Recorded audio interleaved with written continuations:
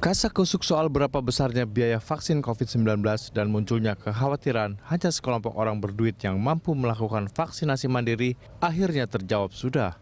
Sebelumnya, pemerintah merancang 2 skema vaksinasi COVID-19, yakni vaksinasi gratis subsidi dan berbayar bagi vaksinasi mandiri.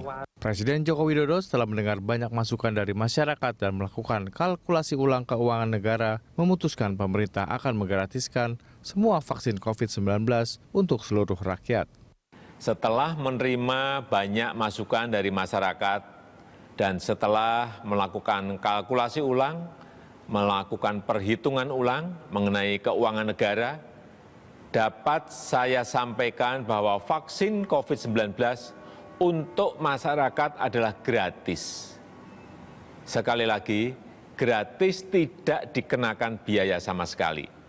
Presiden Jokowi juga menegaskan dirinya akan menjadi orang pertama yang akan disuntik vaksin COVID-19 di Indonesia. Hal itu demi memberikan kepercayaan dan keyakinan kepada masyarakat bahwa vaksin COVID-19 aman digunakan. Ia meminta program vaksinasi nasional secara bertahap di awal Januari 2021 bisa dilakukan secara maksimal dengan melibatkan semua lembaga maupun instansi terkait. Sebelumnya, vaksin COVID-19 Sinovac gelombang pertama sudah tiba di Indonesia pada 6 Desember 2020 sebanyak 1,2 juta dosis. Vaksin COVID Sinovac dari Tiongkok gelombang berikutnya akan tiba menyusul kemudian. Keputusan pemerintah untuk menggratiskan biaya vaksin COVID-19 bagi seluruh rakyat Indonesia menjadi kabar baik dan patut diacungi jempol. Kini saatnya pemerintah mematangkan mekanisme pemberian vaksin COVID-19 agar tak menimbulkan masalah di lapangan nantinya dan muncul suara sumbang menolak vaksinasi meskipun sudah diberikan secara cuma-cuma. Tim Berita 1. Vaksin COVID akhirnya gratis. Itulah topik dialog Morning Talk kita pagi ini. Dan untuk membahasnya kita sudah terhubung dengan Ketua Tim Riset Uji Klinis Vaksin COVID-19, Kusnandi Rusmil. Selamat pagi, Prof. Kusnandi.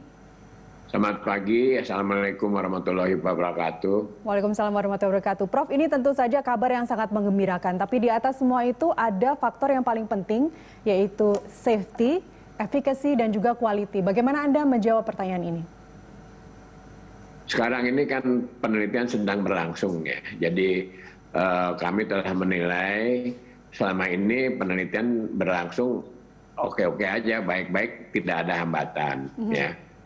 Yang sekarang ini yang dapat kita pantau ya, yaitu kalau keamanannya untuk 540 pertama itu udah baik ya. Jadi nggak ada. 540 pertama artinya, Prof? Jadi kan kita kan ada dari 1.620 ya, itu kita bagi 2 ya. Ada yang diambil darahnya sebanyak 540 dan yang selebihnya itu hanya dipantau dampak daripada suntikannya itu ya. Oh, ini kita bicara uji klinis yang ketiga ya? Ya, betul. Baik. Ya. Ya jadi selama ini di Bandung dia itu selama uji klinik ini semuanya tidak ada yang mengkhawatirkan. Nampaknya dari yang 540 pertama yang kita evaluasi semuanya berjalan normal-normal aja, tidak ada yang istimewa. Ya. Jadi dari keamanannya juga. Nah, hanya efikasi dan imunogenitas itu kan belum dibuka semua. Jadi kalau keamanannya sudah bagus ya. Kalau efikasinya itu nanti sebentar lagi akan dilaporkan. Kita akan melaporkan itu pada bulan Januari. Jadi sekarang belum selesai. Efikasi tapi nampaknya artinya, cukup bagus. Baik, efikasi kalau kita lihat dari unsur safety yang Anda sebutkan barusan, apakah itu nantinya akan di atas 70% sesuai standar atau sebenarnya estimasinya lebih dari itu? Ya, harapan saya lebih daripada itu. Jadi efikasi itu kan ada dibandingkan antara orang yang dapat vaksin dan placebo. Yang dapat vaksin berapa yang sakit, yang dapat placebo berapa yang sakit.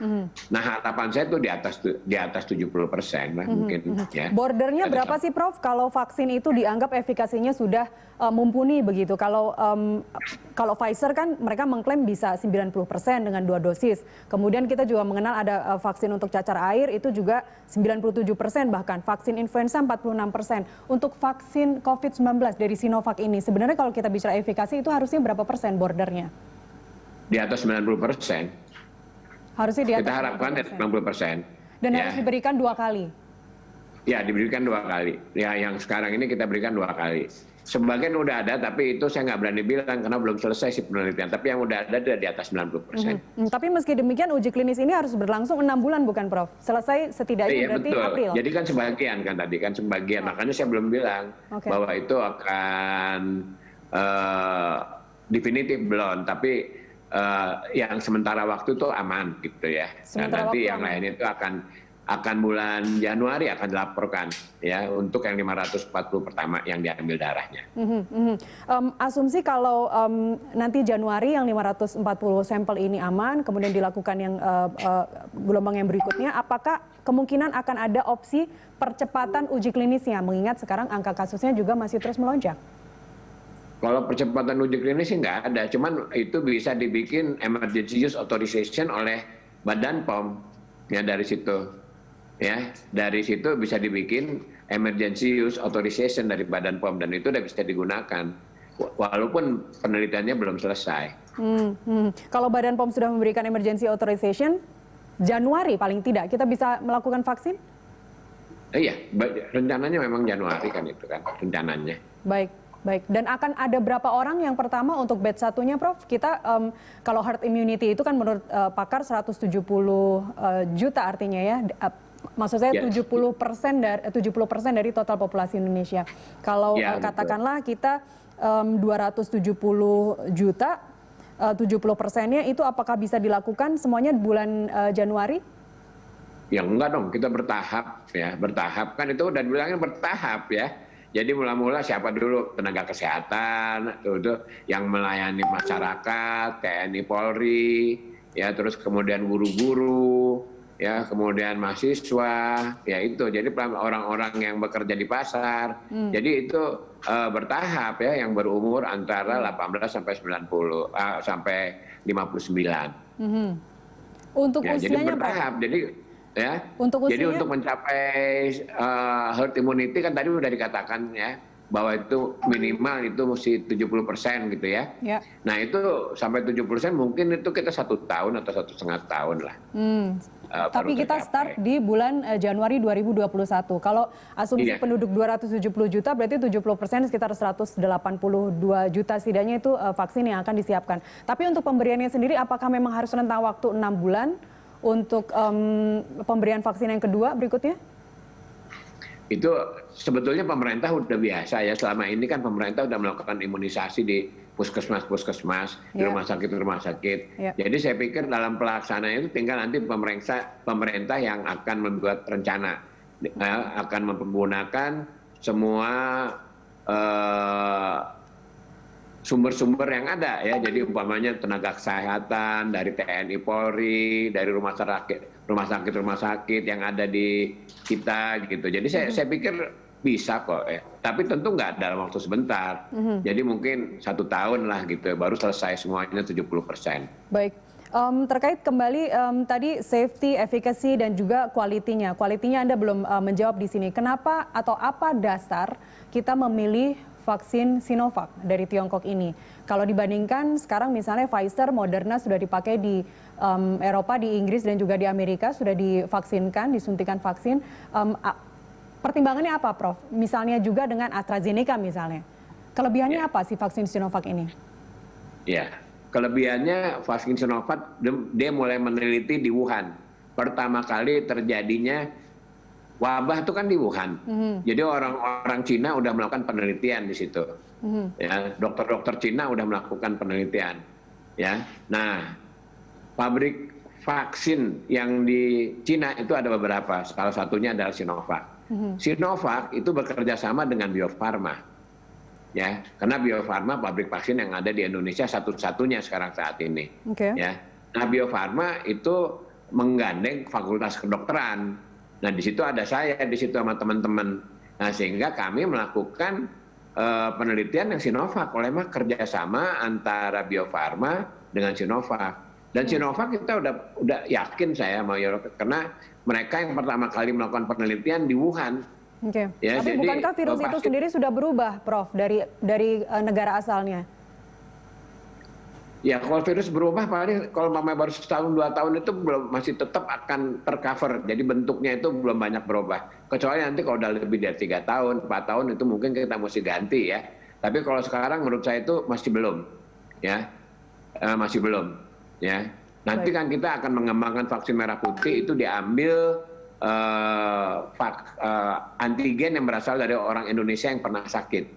Tapi itu kan mulai 2022 kita mulai melakukan penelitiannya. Artinya Anda ingin mengatakan bahwa kalau dibanding vaksin merah putih, nantinya vaksin merah putih ini yang akan efikasinya akan lebih tinggi dibandingkan dengan Sinovac? Ya itu kan kita nggak bisa bilang begitu, kita mesti uji coba dulu ya, moga-moga sama aja saya pikir sih. Saya nggak akan membandingkan ya, kan mereka tuh kita belum selesai melakukan uji cobanya. Baik. Tapi kalau yang sekarang ini harapan saya tuh yang dengan Sinovac itu bagus karena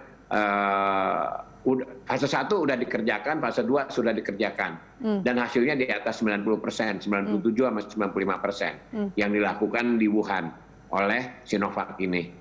Nah kita tinggal melanjutkan itu, ya. Nah kan bedanya cuman kalau yang di Indonesia sekarang kan jumlah subjeknya lebih banyak 1.620. Waktu di Wuhan itu cuma 100, yang fase 1-nya ya 80 sampai 100, fase 2-nya sekitar 400. Sekarang kita 1.620 bersama-sama negara lain, yaitu Brasil, Turki dan Uni Emirat Arab. Nanti itu hasilnya disama-samakan ya. Di perhitungannya disamakan. Tapi bukannya Brazil sudah menarik pembeliannya, Prof, nggak jadi beli Sinovac bukan? Saya kurang tahu kalau itu ya, tapi yang jelas Sinovac itu lebih dulu melakukan uji klinis. Baik, Prof, bagaimana menjawab pertanyaan seperti ini bahwa kenapa Sinovac? Karena untuk saat ini sejak awal pemerintah kita agak lamban untuk bekerja sama dengan Pfizer. Itulah sebabnya mau nggak mau pemerintah harus tetap berfokus pada uji klinis vaksin Sinovac dan juga pengembangan vaksin merah putih yang mulai tahun depan. Bagaimana menjawab keraguan ini? Saya nggak ragu sih sebetulnya ya, karena Sinovac itu juga pabrik vaksin dan hasilnya udah banyak ya. Jadi lebih besar daripada Bio Farma. Bio Farma selama ini kan pabrik vaksin kita. Nah itu hasilnya kan cukup baik. Bio Farma udah mengirim untuk polio itu 70% dari kebutuhan polio di seluruh dunia itu buatan Bio Farma. Ya, gitu ya. Jadi belum lagi vaksin-vaksin pentabio dan lain sebagainya. Nah, jadi saya yakin bahwa Bio Farma kerjasama dengan Sinovac mengajak Unpad. Jadi memang tidak dipikirkan oleh Bio Farma untuk kerjasama dengan AstraZeneca. Karena selama ini kerjasamanya dengan Sinovac karena Sinovac yang pertama kali melakukan penelitian. Baik, tadi Anda mengatakan bahwa vaksin ini dikhususkan untuk mereka yang usia 18 sampai 59. Setidaknya ini yang masuk di uji coba untuk sampel yang ada 540 itu. Bagaimana dengan mereka yang usianya lebih dari 59 ataupun yang kurang dari 18 tahun? Apakah pastinya akan melewati uji klinis lagi? Tapi sebenarnya bagaimana kemudian skema yang untuk mereka di atas 59 dan di bawah 18 ini? Ya, betul ya, betul sekali. Jadi Sinovac sendiri melakukan penelitian juga untuk anak-anak di atas 3 tahun sampai 80 tahun. Ya, jadi memang melakukan penelitian sendiri, tapi bukan penelitiannya di Bio Farma, bukan. Ya, mereka meneliti sendiri di negaranya. Mereka kan juga punya pabrik vaksin, tapi belum selesai. Nanti selesainya itu mereka akhir Desember ini. Ya, jadi akhir Desember ini selesainya. Oke. Ya. Oke, itu kemudian baru dibawa untuk ke Indonesia, baru kemudian dilakukan uji klinis seperti yang sekarang sudah dilakukan. Tahapannya kan enggak, kalau mamanya kalau di sana udah uji klinis, kemudian mereka melapor kepada FDA, ya, WHO, mana WHO memberikan persetujuan, nanti persetujuan itu dikirim ke Indonesia, nanti dilakukan analisa oleh Badan POM. Di sini nggak perlu di klinis lagi. Tidak perlu dilakukan uji klinis lagi. Itu kalau ada WHO itu kan global. Baik, baik. Artinya asumsinya berarti tahun depan bisa sekalian paralel mereka yang di bawah 18 dan juga di atas 59 tahun ini? Tergantung kita udah beli belum gitu loh. Ya, saya nggak tahu apa kita udah pesan atau belum. Saya belum tahu itu. Itu kan kebijakan pemerintah. Baik. Ya, kebijakan pemerintah udah mau beli atau enggak. Baik, tadi Anda mengatakan bahwa yang masih perlu dipertanyakan adalah imunogenitasnya. Apakah saya bisa simpulkan artinya Sinovac ini imunogenitasnya masih kurang baik? Enggak, kan belum selesai penelitiannya. Yang sebagian bagus, ya, yang baru yang 540 itu bagus. Tapi kan kita nunggunya kan 1.220. Ya, ya, ya. Untuk vaksinnya sendiri, Prof, apakah memang benar itu daya tahannya dari vaksin yang pertama itu memang tidak boleh lebih dari 6 bulan? Bagaimana juga nanti dengan pertimbangan skema distribusinya, penyimpanannya ke daerah 3T sekalipun untuk vaksin yang sekarang sudah ada ini yang 1,2 juta dosis? Sekali lagi Indonesia bukan baru pertama kali melakukan imunisasi ya. Kita udah puluhan tahun, kita mulai imunisasi tahun 59 ya. Mulai cacar dulu dan sebagainya. Udah biasa mesen vaksin itu udah biasa gitu. Ya jadi nggak usah ditakutkan bahwa kita nggak bisa nyimpan vaksin. Udah ada cara-caranya, kita udah biasa. Ya nanti Departemen Kesehatan itu akan mendistribusikan ya. Dia itu akan mendistribusikan ke kabupaten dari provinsi kabupaten itu kemudian dikirim ke kecamatan. Itu ada cara-caranya ya. Kalau pakai Sinovac itu udah pakai yang udah biasa kita lakukan gitu ya. Jadi dia kan suhunya 2 sampai 8 derajat Celcius. Tetapi kalau kita pakai yang Moderna dan sebagainya itu kita harus merubah ini sistem distribusinya pakai pendingin yang ada yang minus 20, ada yang minus 70. Kalau kita udah siap sih nggak apa-apa juga sih ya. Tapi kalau selama ini kita udah siap yang untuk Sinovac yang 2 sampai 8 derajat Celcius. Dan ini tidak ada masalah dalam tempat-tempat penyimpanannya, Prof? Untuk kalau tempat penyimpanan kan sekarang kan udah ada kita. Tapi yang 2 sampai 8 derajat Celcius gitu. Ya, udah siap. Karena memang kalau yang untuk minus 70 dan sebagainya itu mungkin adanya di rumah sakit besar gitu ya. Tapi untuk distribusi ke daerah-daerah itu perlu dipikirkan lagi. Tapi kalau di rumah sakit besar pasti ada kalau minus 70. Baik, bagaimana menjawab setiap kali vaksinasi itu hanya memberikan dampak imun 6 bulan? Apakah benar begitu? Enggak, siapa bilang 6 bulan? Enggak ada yang bilang 6 bulan. Bagaimana menjawab keraguan itu sehingga harus 2 kali dilakukan? Nggak boleh ragu-ragu, kalau saya sih nggak ragu. Mesti pasti lebih dari 6 bulan. Yang ngambil kesimpulan 6 bulan siapa? Atau jarak rentangnya?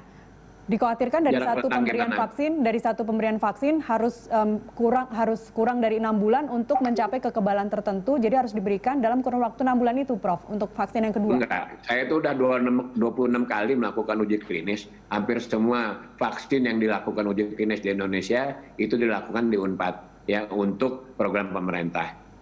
Buktinya itu Pentabio dan sebagainya itu udah berapa belas tahun itu masih daya tahannya bagus. Kita lihat Pentabio, yaitu bayi umur 23-4 bulan, kemudian setahun, kemudian 18 bulan, terus kemudian waktu masuk SD, kemudian masuk SMP, itu jaraknya itu kan panjang, bukan 6 bulan, ya, bukan 6 bulan, bukan. Dari satu vaksin ke vaksin yang kedua? Salah pengertian kalau cuma 6 bulan, bukan, ya, tergantung jenis vaksinnya. Dari pemberian vaksin pertama yang kedua, apakah memang ada rentang waktu tertentu? Betul. Ya, dari satu yang kedua sekarang kita gunakan 2 minggu. Ya, yang pertama kali diinjeksi itu adalah 2 minggu. Ya, apa yang terjadi jika kurang atau lebih dari 2 minggu, Prof? Minimal kita itu paling cepat 2 minggu. Kalau nggak akan terbentuk kadar zat antinya. Minimal 2 minggu. Bagaimana jika lebih dari 2 minggu? Misalnya orang abai kemudian sebulan 2 bulan kemudian baru sempat divaksin lagi? Jadi memang seharusnya 1 bulan. Tapi WHO itu meminta dipercepat supaya kadar zat antinya itu mencapai kadar yang tinggi itu dalam waktu yang lebih cepat. Cuman kalau jaraknya 2 minggu dia itu kadar antinya dia akan lebih cepat menurun, ya, dia akan lebih cepat menurun dibandingkan kalau diberikan selama sebulan, ya. Ini kan 2 minggu, dia paling bagus sih sebulan jaraknya, karena itu tergantung rangsangan dari antibodi yang dihasilkan oleh sel-sel T limfosit dan B limfosit yang ada dalam darah. Jadi itu sistem yang dalam darah itu yang bekerja gitu. Dan itu udah memang secara teoritis itu begitu. Baik. Ya. Baik, Prof, kita lanjutkan diskusi di segmen berikutnya. Saya ingin menanyakan bagaimana dampak seseorang setelah divaksin. Kita tahu bahwa seseorang setelah divaksin dampaknya pasti beda-beda masing-masing orang. Dan apakah dampak vaksin itu sudah langsung dirasakan berapa hari, berapa minggu, atau sekian bulan setelah diberikan vaksinasi yang kedua? Kita lanjutkan di segmen berikutnya. Pemirsa tetap bersama kami.